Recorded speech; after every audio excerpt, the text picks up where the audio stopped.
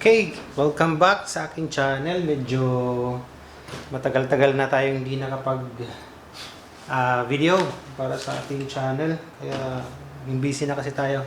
So today, magre-review tayo ng isang tripod guys. Ito. Bali na-unbox ko na siya. Ito yung pangalan niya. Camera camcorder tripod. So susubukan natin to ngayon kung maganda ba talaga siya gamitin guys para pang photoshoot, kasi yung function naman talaga niya para pang photoshoot natin, para dun sa mga stable lang na hindi tayo manginginig, kahit mababa lang yung shutter speed natin tsaka yung ISO, makakakuha pa rin tayo ng magandang pictures. So ito siya, ito yung tsura niya guys. Hindi ko na pinakita kung paano ito kinabit, pero dito may mount yan, madali lang. Kung paano ito ikabit kanina, ito meron to siya dito. Kunin mo lang. Ito yung mount niya. Ito. Pare-parehas lang naman yung mga mount ng ibang tripod. Pare-parehas lang yung size dito. So lagay mo lang yan clockwise pag lock. Clockwise lang natin. Okay. Yan. I-pull mo lang to, or push.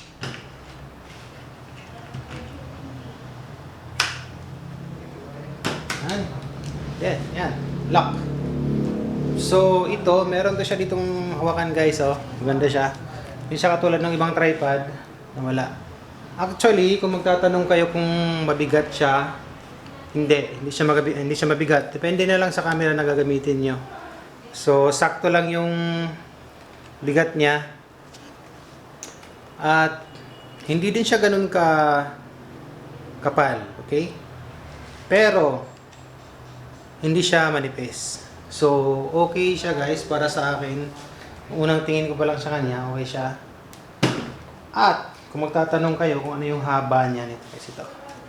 Mahaba siya guys. Siguro umaabot siya ng 6 feet. So, siguro naman hindi naman tayo aabot ng ganun ka taas, no? 6 feet. Depende na lang kung nag-shoot ka ng video. Depende na lang sa situation niya. So, ito. Yung adjust niya guys, ito. Pag tataasan mo siya, ito yung una mong gagawin. Luluwagan mo to. Ito. Luluwagan mo lang siya. Yan. Okay. And then, katapos mo siya luwagan dyan, ito naman, ito, taas mo, and then, ikot. Ikot lang. Yan, tataas yan guys. You know. Diba? So, after niya, i-lock mo na lang. Pwede mo siyang higpitan dito. Ito. Higpitan mo lang. Para ma-lock siya. Parehas lang din. Pag babaan mo siya, counter mo lang. Then, lock. Okay. Shoot. Ito sa mga ano to, landscape. How about gusto mo i-portrait? So, kung paano siya i-portrait guys, ito, nakikita nyo to. Ito. Bali, ikot mo lang yan. Counterclockwise. Okay? And then, push mo pataas. Okay, depende na lang yan. How about hindi flat yung floor? Kung hindi flat yung paglalagyan mo ng tripod, dito na ma-apply to. Ganyan lang, or ganyan. Depende. Pero kung flat naman, walang problema. Naka 90 degree yan. I-lock mo lang siya. Or pag hindi, kailangan mo siya i-lock para steady lang yung camera. Hindi manginig. Sa akin, 90 degree.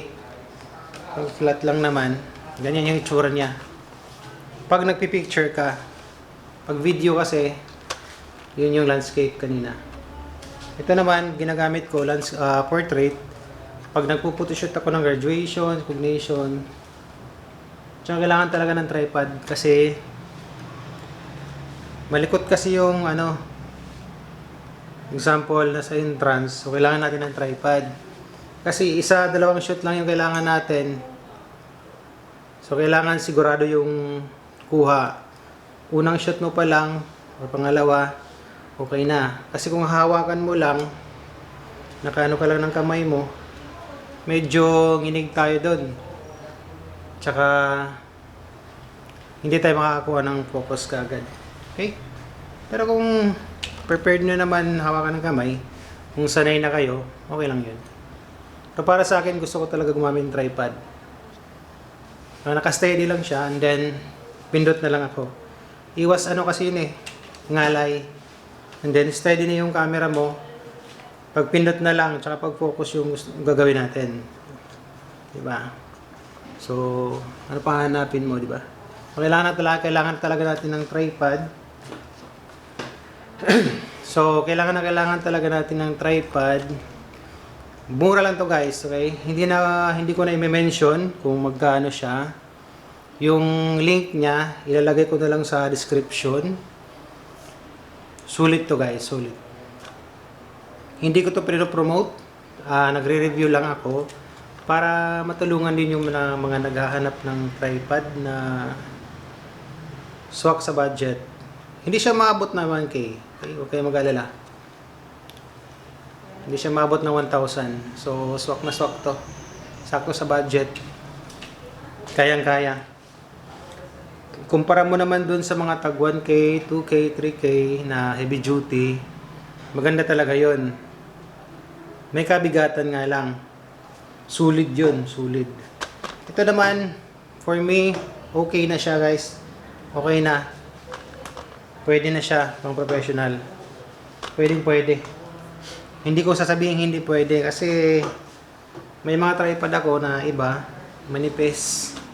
Yung pag nilalapag mo siya, yung parang hindi siya stable. Tapos plastic na plastic. Ito may plastic din siya pero matibay. Okay? So ilalagay ko na lang yung link sa description. Highly recommended to guys. Maganda siya.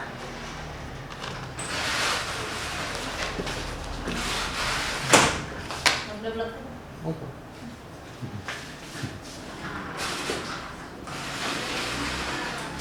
Gagandahan niya guys. Dual purpose to. Pwede siyang pang cellphone. Meron siyang free na ito, phone holder. Yan. And then pang cellphone na Bluetooth ata to na yung remote niya, shooter. So i-connect mo lang to dun sa phone. Nakalagay yung phone dito. Then di mo na kailangan lumapit pa sa phone. Pindot ka na lang dito. Mag-shoot na yun. So yun yung maganda sa kanya. May free siya. Dual purpose for DSLR. Sa mga mirrorless camera and cell phone. Okay, so okay na okay siya guys. Hanggang doon lang tayo ngayon. Thank you so much for watching. Pag-hit na lang po yung like and subscribe na din para doon sa mga hindi pa nagsusubscribe sa atin. So thank you so much. See you in the next one. Bye.